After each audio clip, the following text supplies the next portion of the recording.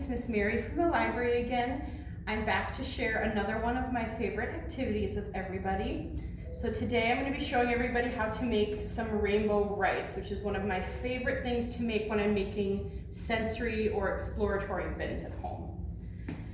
So I'm going to first show you all the ingredients you use, and just to let everybody know, all these ingredient measurements are approximate. If you go a little more or a little less, it's okay. These are just the ones that I tend to do.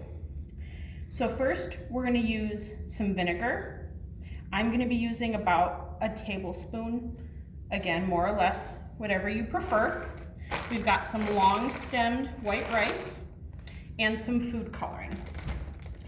Now, I've already measured out my rice, but I do have my little Ziploc bag with about 1.5 cups of rice in here. So you're gonna get your bag all open, and you're gonna take your vinegar, and to the white rice, we're gonna add that 1.5 tablespoons of vinegar I was talking about. And you can just dump it right on top. Everything is going to get mixed in momentarily. So I've got my vinegar and rice, and then next, we're gonna add our food coloring. So this particular bag is going to be purple, and you can kind of just squirt a handful of drops in there. It's okay if it gets a little messy. That's part of the fun. So next, once we have our bag, we're going to squeeze as much air out as possible. Get it a nice airtight seal. Now this is the fun part. You get to start getting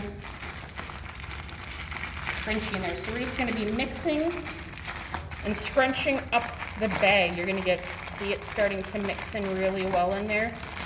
This is the part where all the kids will have the most fun making it. Another way to do it, if you don't want to use Ziploc or plastic bags, if you have any margarine containers at home that are with a nice plastic lid that gives you a nice tight seal, you can dump the rice, vinegar, and food coloring in that container and give it to your kids to give it a good shake. That's a fun little instrument too for a little while. But you just kind of want to make sure it's fairly well incorporated. You might have to give it a little bit of a pull if it starts to stick a little bit.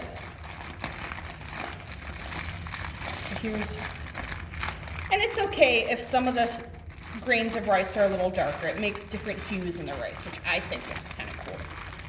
So here's our purple bag. I'm going to set that aside for a minute. I also got a pink bag ready before, so I'm just going to give this one a good mix as well. This has a little bit less rice than the other bag, so it's a little easier to see how you're incorporating all that rice in there. One word of warning, just if you are doing this in a plastic bag or a Ziploc baggie, again, to remind you to squeeze all the air out before you seal it, but also not to squeeze too hard. You don't want to pop your bag and have vinegary rice going everywhere. Rice in general is hard to clean up, but slimy rice is even more difficult. So I'd say that looks pretty good as well. So now that we have our 2 bags of rice, we're going to have to let it dry for a while. Now, if you have a spare bit of countertop at home or a table you can put it on, you just need to spread out tin foil or parchment paper or wax paper to spread your rice on. Because I'm doing this at the library, we don't have a lot of kitchen space that I can clean or cook on. So I took a tray and I have some aluminum foil I spread out in here. So what I'm gonna do is I'm just gonna dump out my bags of rice. These are very wet and sticky. Be careful. I got pink on one side, and I've got my purple over here. And I know we don't want to be wasteful with things nowadays. We don't want to throw these away, so you can always take your plastic bags and rewash the Ziploc bags and use them again, or the same thing if you're using a margarine container. Just kind of rinse it, wipe it out quickly right after, and you'll be all set to use it again. Now, since these are a little mounded right now, little piles, I'm just going to take a little spatula, or you can take a spoon or anything like that. I'm just gonna kind of spread it out a little bit to give it a bigger space to kind of dry off a little faster. I'm gonna do the same thing with my purple. And it's okay if you see some of these pink grains of rice in there. We're just kind of spreading it out with a bigger surface area so that the rice can dry. So I'd let this sit at least overnight if you can. If you can't let it sit overnight, I would give it at least an hour or two. You want the rice to be fully dry before you get to play with it. So I'm gonna push this aside and I'm gonna show you, I made some rice. Now this has been sitting, I made this about a day or two ago, but this is some blue and a green I have. Now when you can see it's all fully dry. This is a fun part, you get to kind of start scrunching it up afterwards. And we've got some blue. And this is really nice using the vinegar and the food coloring because we see it doesn't stain our hands afterwards, which is really nice. Now this rice will last us a while as well.